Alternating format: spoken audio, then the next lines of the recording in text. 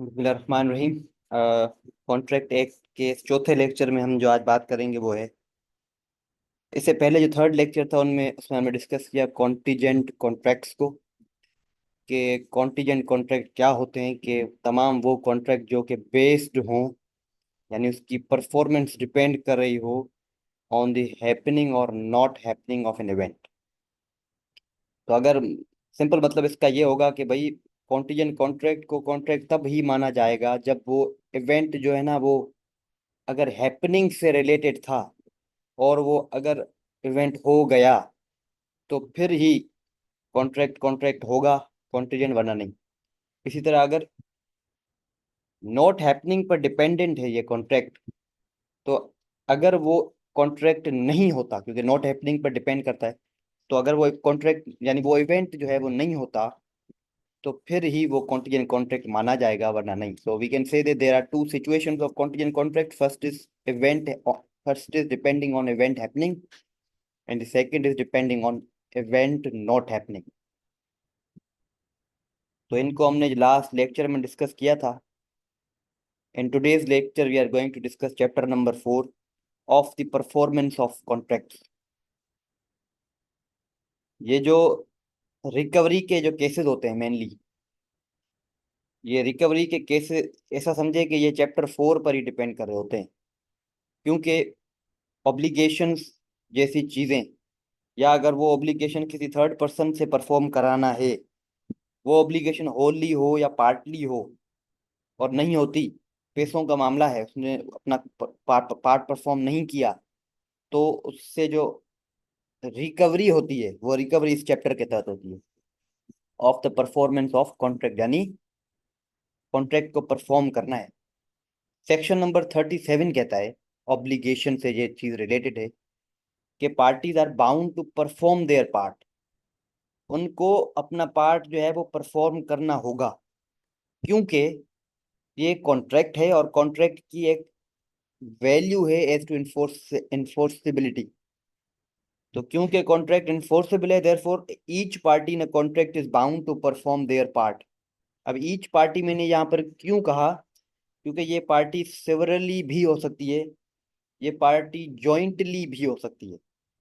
कोई मुझे बताएगा कि सेवरली में और जॉइंटली में फर्क क्या होता है? एक कॉन्ट्रैक्ट में एक बंदा सेवरली परफॉर्म कर रहा है, दूसरा जॉइंटली परफॉर्म कर रहा है। Is there anyone who can tell me what is difference between these two terms when coming in contract?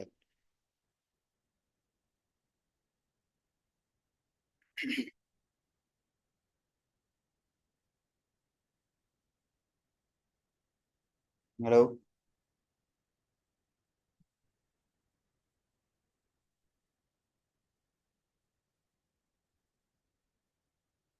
लो, आपको आवाज आ रही है? लो।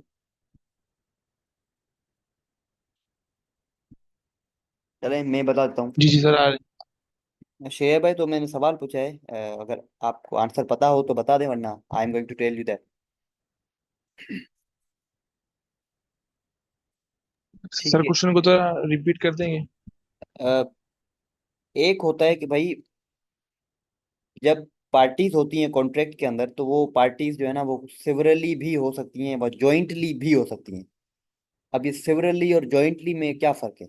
अगर पता हो तो ठीक है, वरना it's not a big deal, I am going to tell you that. नहीं पता। ठीक है, ठीक। भाई कॉन्ट्रैक्ट इस तरह था कि पार्टी ज्यादा थी किसी कॉन्ट्रैक्ट के अंदर, ठीक है? तो थोड़ा देख लेते हैं।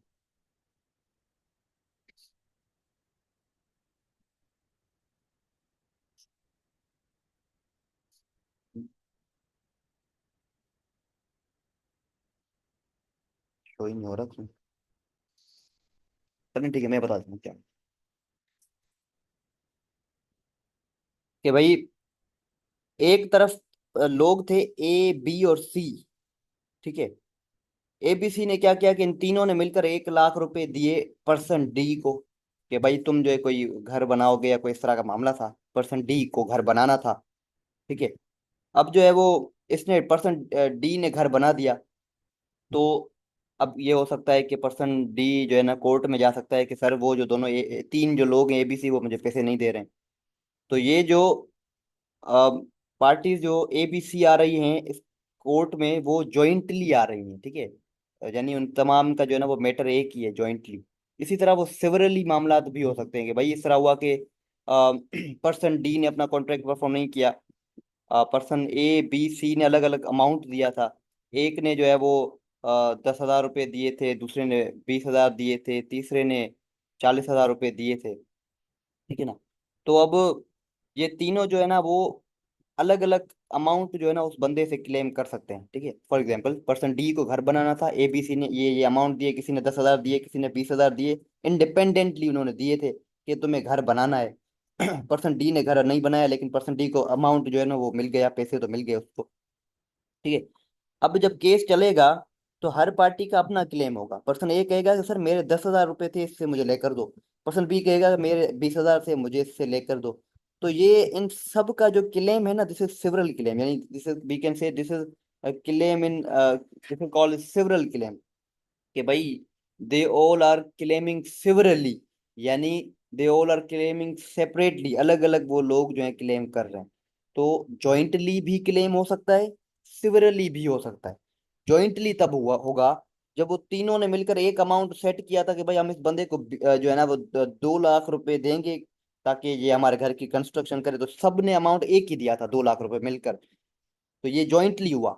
सिवरली तब हुआ जब तमाम लोगों ने अलग अलग अमाउंट उसको दिया है और हर कोई केस के अंदर अपना अलग क्लेम रख रहा है कोर्ट के सामने कि मुझे 20,000 रुपये इस बंदे से दिला दो, it's it's my claim only.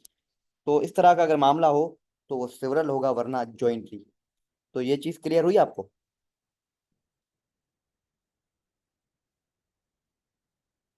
कोशिश करें थोड़ा बोलें यार, वरना जो है ना क्लास में मजा नहीं होगा। आप बोल नहीं रहे हो तो इस वजह से भले आप क्वेश्चन दो तो भले क्वेश्चंस पूछें, वरना जो है ना कोशिश करें कि जो है ना वो try to be connected here and try to speak as well. आपको ये क्लियर हुआ कि सिवरली जॉइंटली का कॉन्सेप्ट क्या होता है?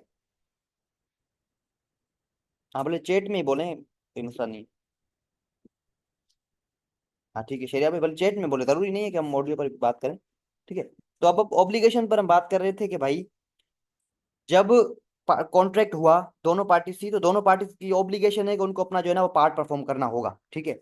अब क्या हुआ होगा कि लीगल रिप्रेजेंटेटिव्स का मामला क्या होगा कि legal representatives can be held responsible for performance in case of death of principal unless a contrary intention appears. तो यहां तक तो मैं आपको बता रहा हूँ कि भाई अगर प्रिंसिपल कौन होता है जिसने कॉन्ट्रैक्ट मेनली किया था, भाई मैंने और शेरियार ने एक कॉन्ट्रैक्ट किया कि मैं शेरियार को गाड़ी दूंगा और शेरियार मुझे पैसे देगा। मैंने गाड़ी दे दी, शेरियार ने मुझे पैसे दिए नहीं, ठीक है। हम दोनों जो है ना वो प्रिंसिपल कॉन्ट्रैक्टर्स हैं, यानी हम we are the foundational contractors, we are the basics of contract. अब हुआ ऐसा कि मैंने गाड़ी तो दे दी लेकिन शेरियार ने मुझे पैसे नहीं दिए, अल्लाह ना करे लेकिन शेरियार की डेथ हो जाती है, ठीक है। अब शेरियार के लीगल रिप्रेजेंटेटिव्स भी आ जाते हैं। Legal representatives shall be bound to pay me, यानी लीगल रिप्रेजेंटेटिव्स को मुझे वो पैसे किसी भी सूरत में किसी भी हालत में पैसे वो देने होंगे, ठीक है। यानी लीगल रिप्रेजेंटेटिव्स बाउंड हो गए, तो यहाँ तक तो स्टेटमेंट का मतलब ये है। लेकिन यहाँ पर ये जो लिखा हुआ है unless a contrary intention appears, इसका मतलब क्या है, कोई मुझे बताएगा? ये अक्सर करके तमाम स्टेटमेंट्स में ये चीज बात लिखी होती है, unless a contrary intention appears या एक्सेप्ट अ कॉन्ट्ररी इंटेंशन अपीयर्स। इसका मतलब कोई बताएगा कि ये क्या होता है?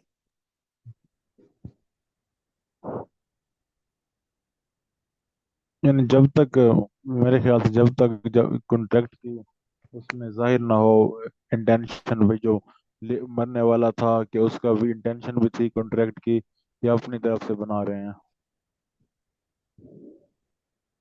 नहीं, इसका मतलब होता है कि एक जब कॉन्ट्रैक्ट हुआ शेरियार के दरमियान और मेरे दरमियान, जी शेरियार भाई आप क्या कह रहे हो?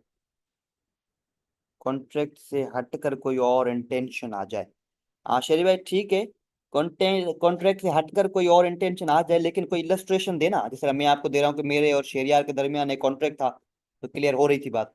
अब इस आपकी आपकी इस स्टेटमेंट को सपोर्ट करने के लिए try to give me an illustration, कोशिश करें।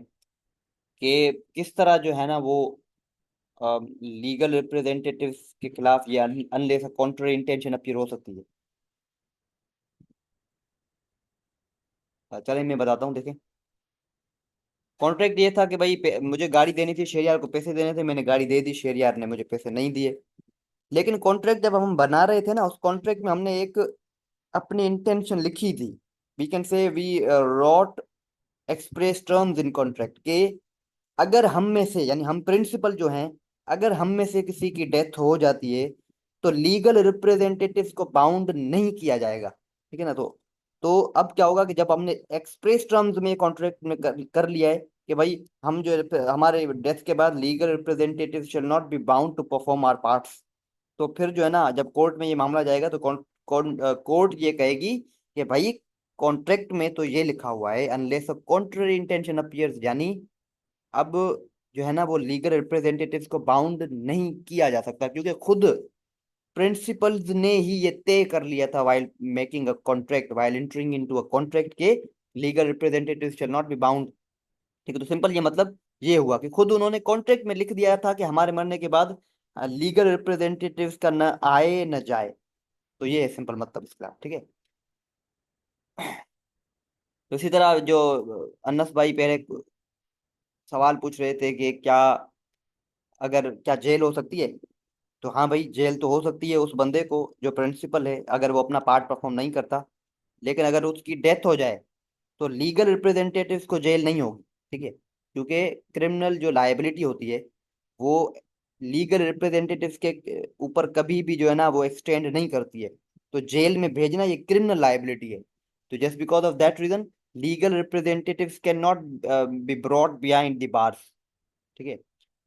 अब है section number 39। If party to the contract has refused to perform its part wholly, the other party may put an end to the contract। ठीक है। होली का मतलब था कि भाई उसको अपना पूरा पार्ट परफॉर्म करना था। भाई 1 लाख रुपए मुझे दूसरे बंदे को देने थे, बस यही बात है। अगर मैं उसको 50,000 रुपये देता हूँ और 50,000 नहीं देता हूँ, ठीक है, तो या इसका मतलब ये हुआ कि I have breached my contract. ठीक है, क्योंकि मैं होलली यानी पूरे तरीके से अपने कॉन्ट्रैक्ट को परफॉर्म नहीं कर रहा हूं, तो now it's on option of other party to breach that contract. वो फिर ब्रीच नहीं होगा, लेकिन मैं कहूँ कि it's now option of other party to end the contract, वो खत्म कर सकती है कॉन्ट्रैक्ट। Section number 41।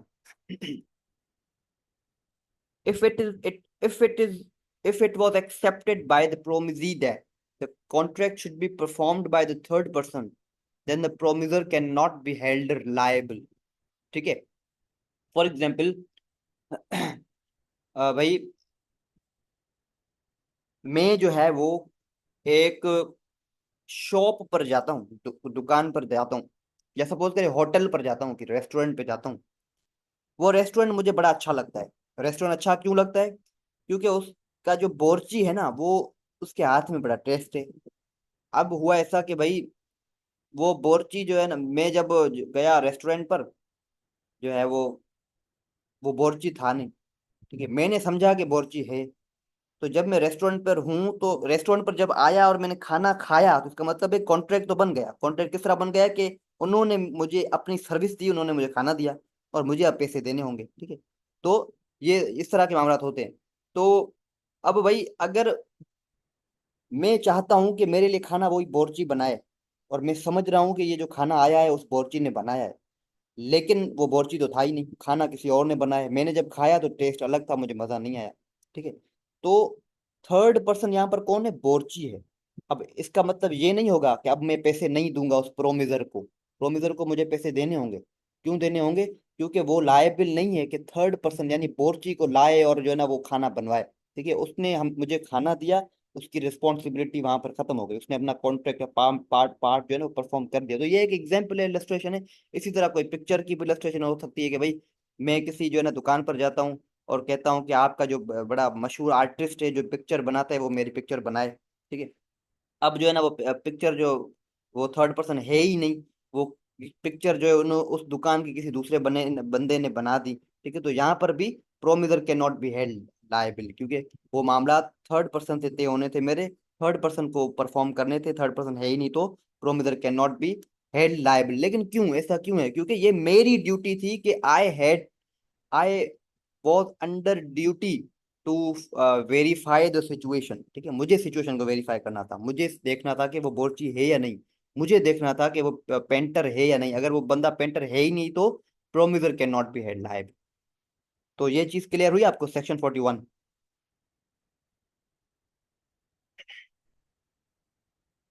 अगर कोई सवाल हो तो भले आप पूछ ले।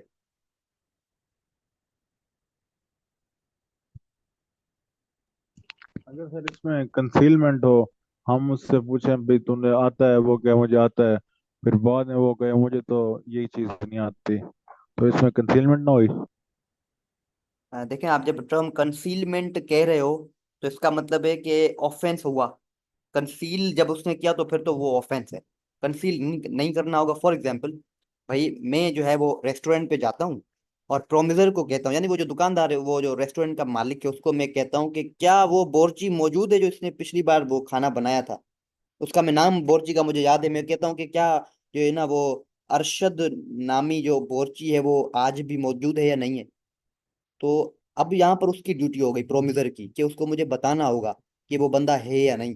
ठीक है, अगर मैं उससे पूछता नहीं और आके खाना खाना शुरू कर देता हूँ तो फिर उसकी ड्यूटी नहीं है। ठीक है, तो अगर वो कंसील करता है, प्रोमिसर, मैं उससे पूछता हूँ and and he is trying to conceal the actual facts कि वो बंदा मौजूद है या नहीं, तो फिर जो है ना प्रोमिसर की ड्यूटी होगी, वरना नहीं होगी। ठीक हो गया सर। सर इसमें जो गैप आ रहा है वो ओमिट हुई में, जी। सेक्शन सेक्शन की जो सीक्वेंस है उसमें गैप आ रहा है, वो ओमिट हुई है।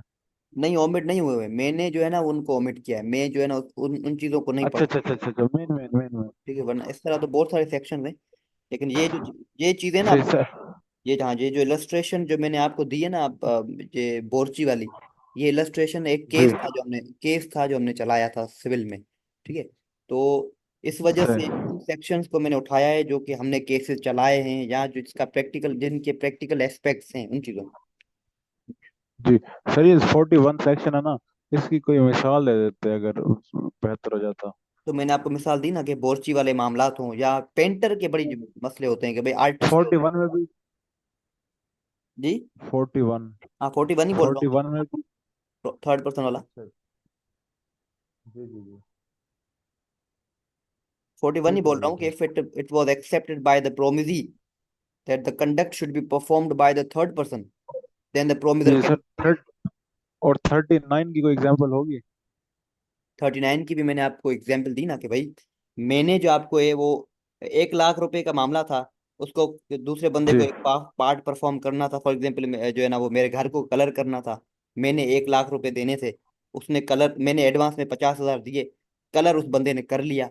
अब 50,000 रुपये मुझे ना एक्स्ट्रा उसे देने होंगे, मैंने उसको नहीं दिए, वो कोर्ट में आ जाता है।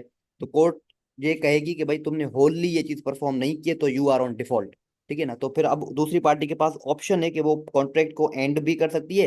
ठीक है, या और एंड करने के बाद ये होगा कि ये जो अमाउंट है वो तो मुझे वापस मिल जाएगा, बाकी कॉन्ट्रैक्ट जो है ना it shall be breached back. सही सही सही। फिर सर जी उधर तमील मुख्तस मुआहिदा होगा कोर्ट में? जी। कोर्ट में जो दावा होगा, सूट फॉर स्पेसिफिक परफॉर्मेंस होगा वैसे? सूट फॉर रिकवरी होगा, अमाउंट रिकवर करना है। अच्छा ठीक हो गया sir. Thank you. Section number 43, any one of joint promisors may be compelled to perform. यानी जब 41 का एग्जाम्पल ये हो सकता है कि मतलब मैंने आपने कॉन्ट्रैक्ट किया और मैंने वो किया, एग्री किया कि अनस भाई हमारा एक और करेंगे, जो जो काम मेरा है वो अनस भाई करेंगे, तो मैं लाइबल नहीं हो सकता उसमें। लेकिन ये काउंट सही है एग्जाम्पल? लेकिन ये सेक्शन 41 ये भी कहता है कि अगर प्रोमिजी ने उस चीज को एक्सेप्ट किया हो, अगर उसे एक्सेप्ट किया है कि हाँ भाई भले दूसरा बंदा परफॉर्म करे तो फिर, वरना नहीं। आप मिसाल तो मैंने आपसे कॉन्ट्रैक्ट किया कि मैं आपसे कोई चीज लूंगा, उसके पैसे तीसरा बंदा आपको देगा, अनस भाई देंगे। सही है। ठीक है, तो आपने वो एक्सेप्ट कर लिया, तो फिर मैं लाइबल नहीं हो रहा। हाँ, फिर आप लायबल नहीं हो, यही बात 41 बोल रहा है, वो फिर जो है ना अनस भाई लायबल होंगे, आप नहीं। ठीक, thank you. Section number 43, any one of joint promisors may be compelled to perform, ठीक है ना। जब 4 प्रोमिसर्स हों, 5 प्रोमिसर्स हों, ठीक है ना। फॉर एग्जाम्पल भाई, एक पूरी कंपनी है जिसके बहुत सारे डायरेक्टर्स हैं, 4-5 डायरेक्टर हैं। वो डायरेक्टर खुद एक जो है ना वो कमेटी बनाकर किसी से कॉन्ट्रैक्ट करने लग जाते हैं। तो फिर जिससे भी वो कॉन्ट्रैक्ट कर रहे हैं, तो वो जो बंदा है जिसको हम प्रोमिजी कहेंगे, वो प्रोमिजी जो है ना वो इन डायरेक्टर्स में से किसी एक डायरेक्टर को भी पकड़ सकता है कि तुम जो है ना इस पार्ट को परफॉर्म करो, क्योंकि तुमने परफॉर्म नहीं किया। यानी पूरी आपकी जो प्रोमिसर्स की ये जो पूरी बेंच है, इस बेंच पूरी ने परफॉर्म नहीं किया तो किसी एक को भी पॉइंट आउट किया जा सकता है कि आप परफॉर्म करो। Any one of joint promisors में be compelled to perform the contract in absence of any express agreement to the contrary, ठीक है ना। तो ये 43 का एक्चुअल जो पर्पज है वो ये क्या है, वो क्या है कि हर एक बंदा जो है ना उसको, जब वो कॉन्ट्रैक्ट कर रहा है तो हर एक बंदा वो लायबिल हो जाता है कि उस कॉन्ट्रैक्ट को परफॉर्म करना है। फॉर एग्जाम्पल 8 डायरेक्टर हैं और 7 डायरेक्टर मर जाते हैं तो 8वें को परफॉर्म करना होगा, ठीक है ना। तो ईच प्रोमिसर मे कंपेल्ड कंट्रीब्यूशन, ये तो एक्स्ट्रा बात है। लेकिन यहाँ तक क्या था कि हर बंदे को, हर प्रोमिसर को जो है ना वो बाउंड किया जा सकता है कि आप जो है ना अपने पार्ट को परफॉर्म करो, पूरे कॉन्ट्रैक्ट को परफॉर्म करो। ठीक है, फिर यानी अगर वो आठवां शामिल ही ना हो, जी। यानी अगर जिस दिन कॉन्ट्रैक्ट अगर आठवां उसमें शामिल ना हो, फॉर एग्जांपल जैसे 8 हैं तो 7 एक दिन करें किसी से कॉन्ट्रैक्ट, आठवां उस दिन लीव पर हो और बाई चांस वो सारे वो मैंने फोत हो जाए या कुछ भी हो जाए, तो आठवां का फिर भी बाउंड होगा या नहीं होगा? आनंद भाई, फिर ये ना डिपेंड कर रहा होगा कि कॉन्ट्रैक्ट के टर्म्स क्या है। अगर जी जी जी। कॉन्ट्रैक्ट में ये लिखा हुआ है कि हम, यानी डायरेक्टर बोल रहे हैं कि हम कॉन्ट्रैक्ट परफॉर्म करेंगे on the behalf of our company, company के बिहाफ पर कॉन्ट्रैक्ट परफॉर्म करेंगे, तो इसका मतलब ये होगा कि ये 7 जो डायरेक्टर्स हैं ये भी हेल्ड लायबल होंगे, और उसके अलावा जो लीव पर लोग हैं वो भी हेल्ड लायबल होंगे। यानी इन तमाम को पकड़ा जा सकता है, क्योंकि उन जब उन्होंने कंपनी को ज्वाइन किया था तो उन्होंने जो है ना वो थ्रू एग्रीमेंट ये चीज कह दी थी कि जो भी, this company shall B sued and this company में सू ऑल्सो। तो हर कोई जो बंदा है ना वो हेड लायबल होगा फिर। लेकिन सपोज ठीक करें, हो गया सर। सपोज करें ऐसी सिचुएशन है कि जिस सिचुएशन में कंपनी के नाम पर वो नहीं करते, वो इंडिपेंडेंटली 8 डायरेक्टर हैं, लेकिन वो दोस्ती है उनकी, और जो है ना वो 8 जो है ना वो चले जाते हैं और कॉन्ट्रैक्ट इंडिपेंडेंटली कोई करते हैं। तो अगर कोई बंदा लीव पर है और इनका मेंबर नहीं था वाइल मेकिंग द कॉन्ट्रैक्ट, तो फिर वो बंदा जो है ना वो शैल not be held liable. Each promisor में कंपेल कंट्रीब्यूशन।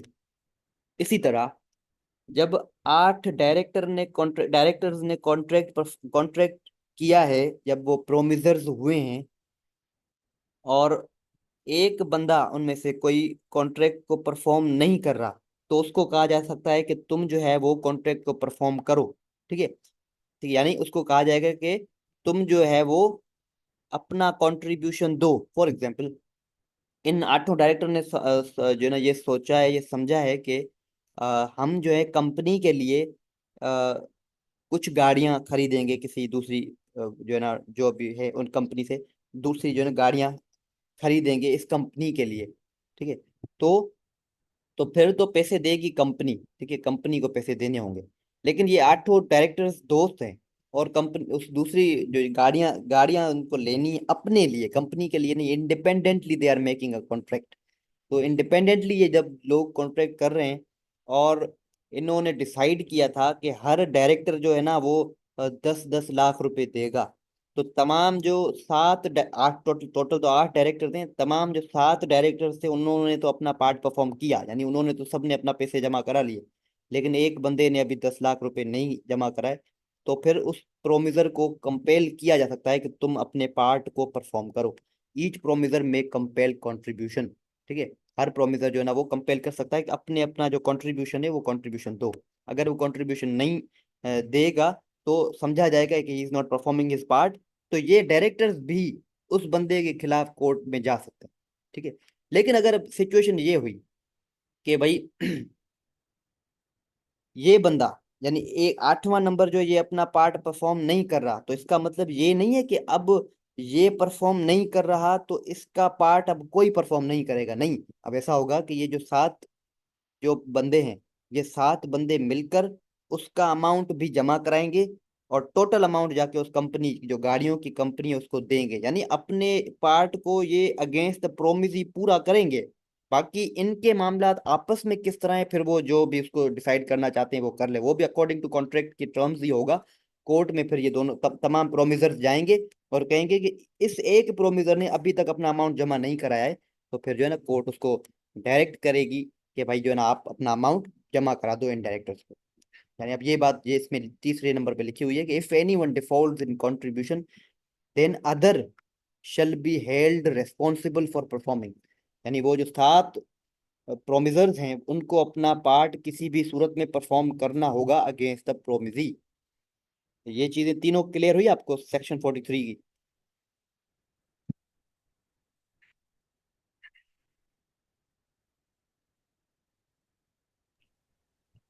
जी ओके सर। शरिया भाई, ठीक है। यहाँ पर मैंने एक जी नोट सर। लगाया हुआ है। जी जी, अनस भाई जी। जी सर, क्लियर हो गए, ये बता रहा था। ठीक है सर। यहाँ पर एक मैंने छोटा सा नोट लगाया हुआ है कि what is the reasonable time. कि भाई फॉर एग्जाम्पल हमने लास्ट लेक्चर में इस चीज़ को डिस्कस किया था कि भाई अगर कॉन्ट्रैक्ट में ये चीज़ लिखी नहीं हुई है कि शेरियार मुझे गाड़ी कब डिलीवर करेगा, ठीक है, तो माना जाएगा कि वो विद इन वो रीजनेबल टाइम में, यानी कॉन्ट्रैक्ट में जब चीज लिखी नहीं हुई है कि कब डिलीवर करनी है, मैंने तो पैसे दे दिए लेकिन शेरियार को अब गाड़ी देनी है, लेकिन कॉन्ट्रैक्ट में ये लिखा नहीं हुआ था कि टाइम क्या होगा उस डिलीवरी का, तो माना जाएगा कि रीजनेबल टाइम को कंसिडर किया जाएगा for the delivery of that car. ठीक है, अब रीजनेबल टाइम का मतलब यहाँ पर क्या होगा कि भाई जब कॉन्ट्रैक्ट हम कर रहे हैं तो विद इन 1 ईयर तो एटलीस्ट आप हमें दो, कोशिश करो कि 1 साल से पहले ही इसकी डिलीवरी हो जाए गाड़ी की। लेकिन अगर 1 साल से पहले नहीं होती तो एटलीस्ट 1 साल के अंदर होनी चाहिए। ऐसा ना हो कि आप जो है ना 10 सालों के बाद, 20 सालों के बाद जो है ना वो दे रहे हो, तो रीजनेबल टाइम इस तरह के मामला होंगे। या अगर फॉर एग्जाम्पल मैंने कॉन्ट्रैक्ट किया था अनस भाई से कि आप जो है मुझे एक आम की पेटी दोगे, मैं आपको पैसे दूंगा, मैंने तो पैसे दे दिए, लेकिन आम की पेटी जो है ना ये मुझे अबे आम जो इस सीजन में मैंने कहे कि इसको देने होंगे, वो क्या करा है कि 6 महीनों के बाद दे रहा है, तो आम ही खराब हो गए। ठीक है, और मुझे भी अब आम की जरूरत नहीं है, तो रीजनेबल टाइम इस तरीके से ना कैलकुलेट किया जाता है। तो ये मैंने आपको बताया कि रीजनेबल टाइम होता क्या है, लेकिन ये जो इसमें नोट लगा हुआ है ये कह रहा है कि what is a reasonable time is a question of fact. इस चीज को याद करना, रीजनेबल टाइम एक क्वेश्चन ऑफ फैक्ट है, क्वेश्चन ऑफ लॉ नहीं है। इस तरह जुरिस्डिक्शन जिस तरह होती है कोर्ट की कि जज साहब हमने ये जो केस फाइल किया है आपके सामने, इस ऑनरेबल कोर्ट की जुरिस्डिक्शन भी बनती है, इस वजह से हमने जो है ना यहाँ पर ये केस फाइल किया है। तो जुरिस्डिक्शन का जो मामला है वो क्वेश्चन ऑफ लॉ है। इसी तरह रीजनेबल टाइम का जो क्वेश्चन है वो क्वेश्चन ऑफ फैक्ट है, क्वेश्चन ऑफ लॉ नहीं है। यानी हालात को देख कर जो है ना वो it shall be calculated whether it is reasonable time और नॉट। जी शेरियर भाई, रीजनेबल टाइम 30 डेज का होता है। हाँ, रीजनेबल टाइम 30 डेज का भी हो सकता है, जरूरी नहीं है कि रीजनेबल टाइम जो है ना वो 30 डेज ही हो।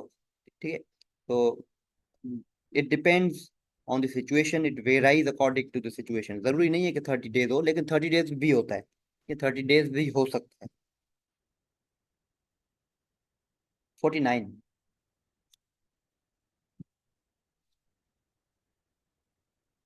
Place for performance of promise where no application to be made and no place fixed for performance. कि भाई एक प्रोमिजर है और एक प्रोमिजी है।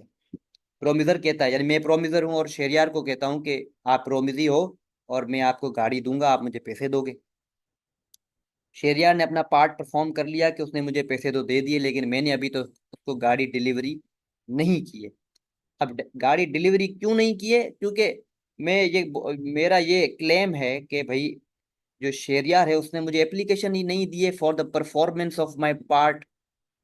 तो अगर इस तरह के मामलात हैं, यानी जहां पर एप्लीकेशन नहीं दी गई है, ठीक है, तो place for performance of promise where no application to be made and no place fixed for performance, application वगैरह नहीं दी गई है, टाइम फिक्स नहीं बताया गया है, तो उस सिचुएशन में क्या होगा उस सिचुएशन में ये सेक्शन 49 कहता है कि it is the duty of promisor to apply to promisee for fixing a date and a particular place.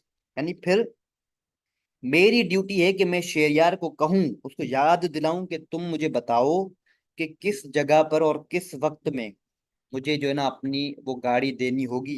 यानी मैं गाड़ी अगर आपको डिलीवर करूं तो कहाँ करूं, और डिलीवर करूं तो कब करूं, what must be the time, what must be the place. ठीक है, ये बात है सेक्शन 49 की। तो मैंने ये चीज यहाँ पर क्यों पुट की है कि ड्यूटी किसकी है, ये क्वेश्चन हो सकता है कि whose it is the duty of whom to perform, it is duty of whom to apply. तो ये ड्यूटी है प्रोमिजर की कि वो अप्लाई करे प्रोमिजी को for fixing a date in a particular place. इसी तरह हम आते हैं अब रेसिप्रोकल प्रोमिसेस पर, सेक्शन 52। कोई मुझे बताएगा कि रेसिप्रोकल प्रॉमिस क्या होता है?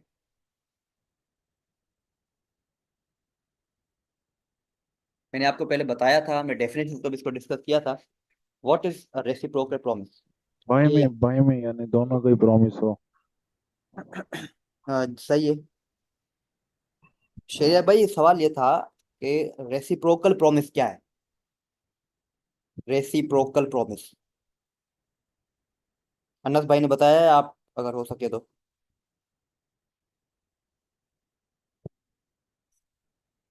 चैट में लिख देता हूँ रेसिप्रोकल प्रॉमिस, और यहाँ पर लिखा भी हुआ है अलग।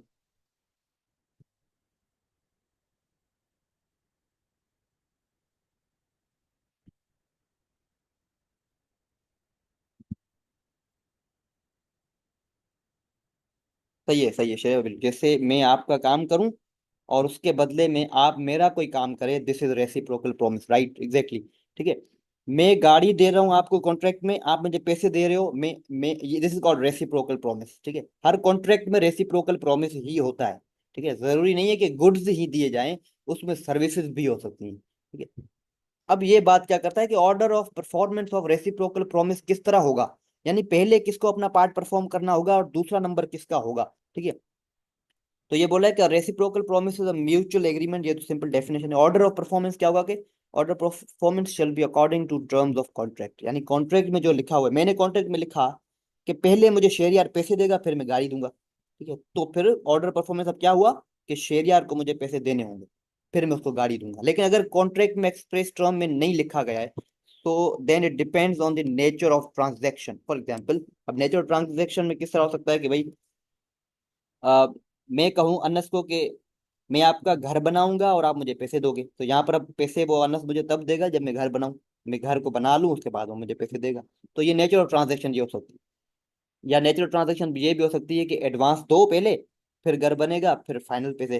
तो एडवांस देने के मामला में ऐसा होगा कि अनस को पहले मुझे एडवांस देने होंगे, फिर मैं घर बनाऊंगा और फिर मुझे फाइनल पेमेंट होगी। So reciprocal promise order of performance it depends on the terms of contract. अगर टर्म्स ऑफ कॉन्ट्रैक्ट एक्सप्रेस नहीं है then it depends on the nature of the transaction. अगर कोई बंदा, ठीक है, फॉर एग्जाम्पल मुझे जो है गाड़ी देनी थी अनस को, अनस क्या करता है कि मैं जब उसको गाड़ी की डिलीवरी करना चाह रहा हूँ, अनस जो है ना वो is just wasting the time, मुझे रोक रहा है, he is preventing me from performing my part. मुझे टाइम नहीं बता रहा कि कहाँ मैं दूं, मुझे वो जगह नहीं बता रहा मैं कहाँ उस प्रॉपर्टी को उस गाड़ी को जो है ना वो डिलीवर करूँ। तो ये जब वो मुझे रोक रहा है तो कॉन्ट्रैक्ट हो जाता है वॉइडेबल। यानी फिर मेरे पास ये ऑप्शन है कि मैं उसको जो है ना वो खत्म कर सकता हूँ। ठीक है, तो ऑप्शन मेरे पास ऑप्शन है कि मैं उस कॉन्ट्रैक्ट को फिर जो है ना वो एंड कर सकता हूँ। तो अब यहाँ पर ये चीज मैंने लिखी क्यों है, मेंशन क्यों की है सेक्शन 53 को, कि जब अगर कोई दूसरा बंदा कोई बंदा दूसरे बंदे को रोकेगा टू परफॉर्म इस पार्ट तो फिर कॉन्ट्रैक्ट वॉइड नहीं हो जाता, it becomes voidable. Reciprocal section 57 कहता है कि reciprocal promise to do things legal and also other things illegal. The first set of promise is contract only then. For example, ऐसा हुआ कि भाई अनस ने मुझसे कॉन्ट्रैक्ट किया कि वकास आप जो है मुझे यानी अनस मुझे पैसे देगा कितने, 10 लाख रुपए, मैं उसको चावल दूंगा। ठीक है, बहुत सारे चावल दूंगा। अनस कह रहा है कि मैं तुम्हें 10 लाख रुपए दूंगा, तुम मुझे चावल दो लेकिन अगर तुम चावल नहीं दे सकते मुझे, rice, when you can not give me rice, चावल नहीं दे सकते तो मुझे तुम ओपियम दोगे, यानी अफीम दोगे, नशा है वो, नशे के वो सामान दोगे, नशे का सामान दोगे। तो यहाँ पर क्या होगा, एक लीगल है टर्म, दूसरा इलीगल टर्म है, ठीक है। कुछ चीजें लीगल है, कुछ चीजें इलीगल है। लीगल क्या है कि अगर मैं उसको चावल दूं तो ये लीगल है, और अगर मैं चावल ने न दे सकूं और ओपीएम का मामला आ जाए तो फिर वो इलीगल है, यानी इलीगल पार्ट को परफॉर्म नहीं किया जा सकता। जो फर्स्ट सेट ऑफ प्रोमिस सिर्फ उसको ही परफॉर्म किया जाएगा। तो तो अनलेस जब कोर्ट में जाएगा तो क्लेम सिर्फ ये लेकर जाएगा कि चावल देने, ठीक है ना, वहां पर वो ओपीएम को मेंशन नहीं करेगा। अगर ओपीएम को मेंशन करेगा तो उसको ओपीएम तो नहीं मिलेंगे, उसको शर्ट्स तो जो भी अफीम वगैरह है वो तो मैं नहीं दूंगा। कोर्ट भी कहेगी कि ये लीगल टर्म्स है, कैन नॉट इन्फोर्स्ड। बाकी जो चावल हैं वो दिए जाएंगे। तो सेक्शन 57 ये बात करता है, सिंपल। सर फिर ये शुरू से ही कॉन्ट्रैक्ट वॉइड नहीं हो जाएगा? शुरू से कॉन्ट्रैक्ट वॉइड होगा, लेकिन पूरा वॉइड नहीं होगा, ये पार्टली वॉइड है वो। It is void as per the terms of OPM, ठीक है। वहां तक तो वो वॉइड है, जिसको वो वॉइड है, इस वजह से हम ओपीएम को इन्फोर्स नहीं करवा पा रहे हैं ना कोर्ट में। बाकी जो दूसरा हिस्सा है, जो लीगल टर्म है, उसको इन्फोर्स कराएंगे। तो जो आधा हिस्सा है कॉन्ट्रैक्ट का वो इलीगल है, बाकी आधा जो है वो लीगल है।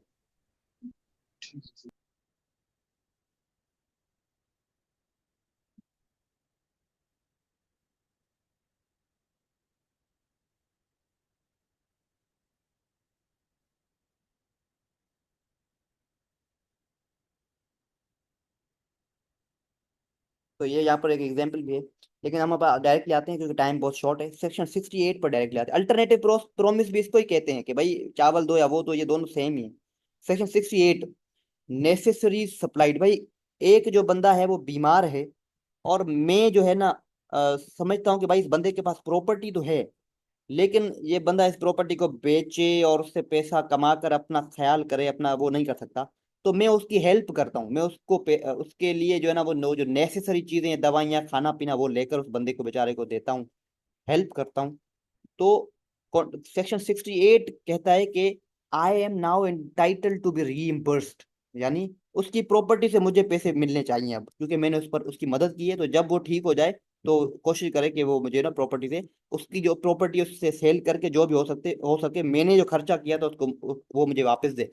या अगर उसकी डेथ हो जाती है तो उसके लीगल रिप्रेजेंटेटिव्स बाउंड हो गए कि वो मुझे प्रॉपर्टी से रीइम्बर्स करे, यानी पैसे वापस करें, मेरा खर्चा जो है ना मुझे वापस दें।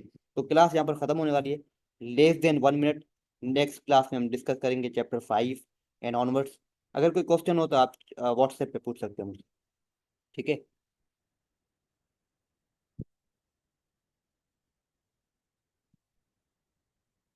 थैंक यू, खुदा हाफिज़।